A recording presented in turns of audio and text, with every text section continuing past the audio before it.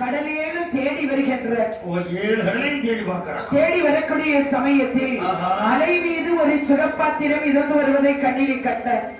அதை கால் நகத்தினால் கவ்வி எடுத்தார். சரி, அந்த மார்க்கமாக பறந்து எம்பெருமான் இருக்கக்கூடிய இடத்திலே கொண்டு வந்து கொடுக்கின்றார். சரிதான் இறைவா, கண்ட பொருள் இந்த பொருள் தான் இறைவா, வைத்து விடப்பா, இதோ இருக்கின்றது. சரி, ஆக வேண்டியதை தாங்களே பார்த்துக் கொள்ளுங்கள் ஐயா. பார்த்தார் எம்பெருமான் அந்த பாத்திரத்தை, அந்த சுரபாத்திரத்தை தட்டி திறந்து பார்க்கிறார்.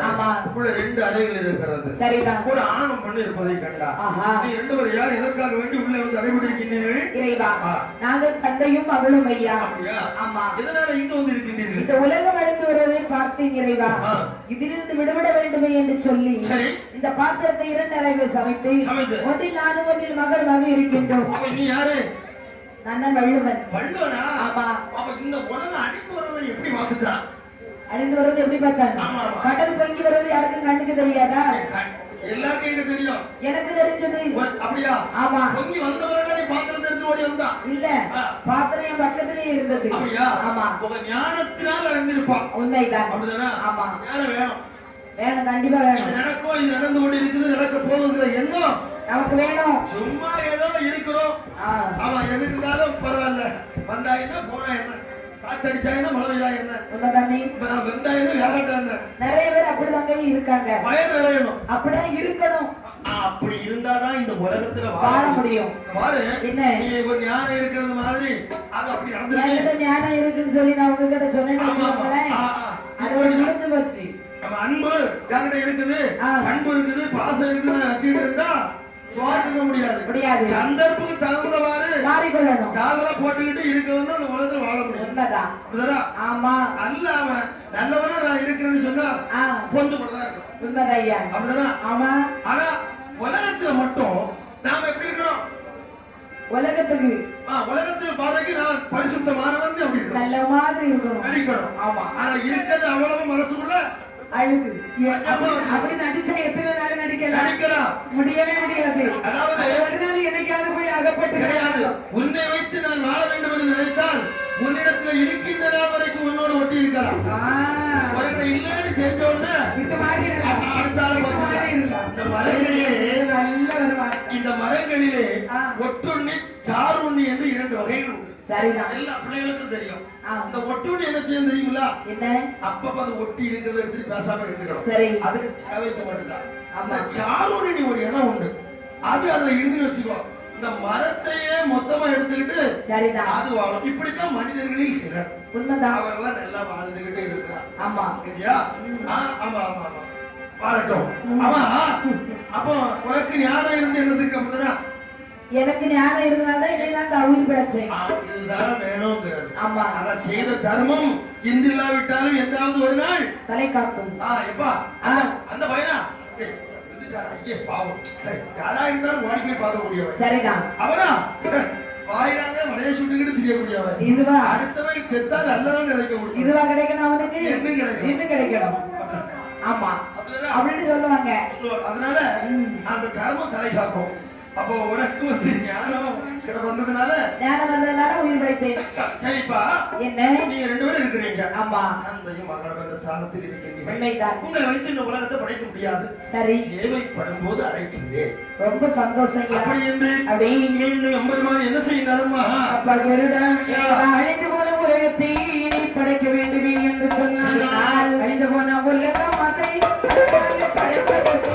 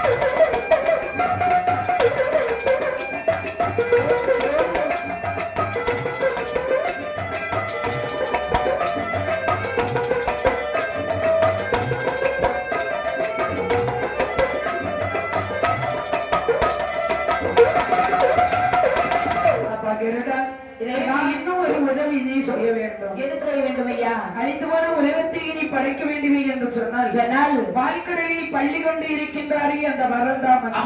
அந்த வரந்தாமனாகிய கண்ணனை சரி நான் சொன்னதாக நீ சென்று கூட்டி வர வேண்டும் அப்பா. அப்படியே ஆகட்டும் இறைவா. சிவனுடைய சொல்லை தட்ட முடியாத கருடல் எங்கே வருகின்றான் தெரியுமா? பரந்தி செல்வி கருடாளா செல்வி கருடாளா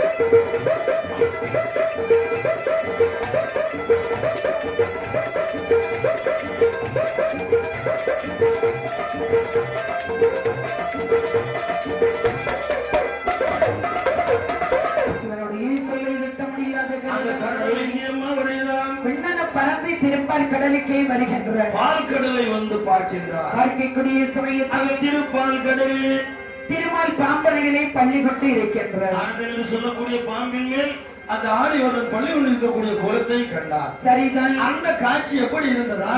காலே தோடல் வடக்காக கனகே மூடிரக்காக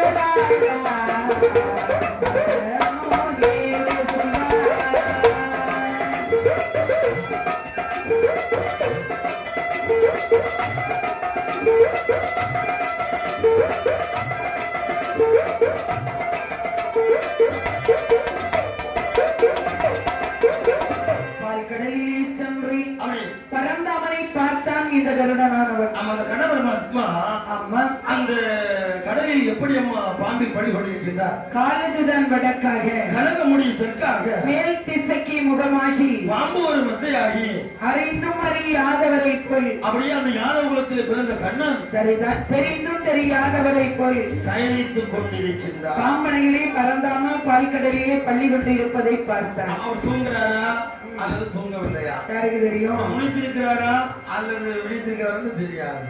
ஏன்னா அந்த அப்படி ஒரு நிலையில் இருக்கிறார். சரிதான். இதை பார்த்தால் இந்த கருடனானவர் என்ன நினைக்கின்றார்? கையை தொட்டு எழுப்பி விட்டோமே என்று சொன்னால் கலக விடுவார் எம்பெருமான். அப்ப மெய் தொட்டு எழுப்பினா விதனப்படுவார் திருமால்.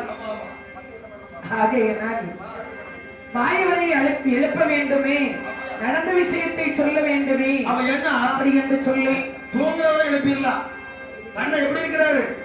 அயர்ந்து நித்திரை செய்கின்றார். நித்திரை செய்யல, அயர்ந்து இருக்கின்றார். அவன் நித்திரை செய்கிறாரா? ஐயா உறங்குறாரா இல்லது உறங்காம இருக்கிறாரா அல்லது விழித்து இருக்கின்றாரா என்னங்கிறது தெரியாது, தெரியவே தெரியாது. சில ஆட்கள் கண்ணு மூடும் ஆனா உறங்கிருக்க மாட்டான். சரிதான். சிலர் கண்ணு திறந்தே ஆடி இருப்பான் ஆனா உறங்கிடுவான்.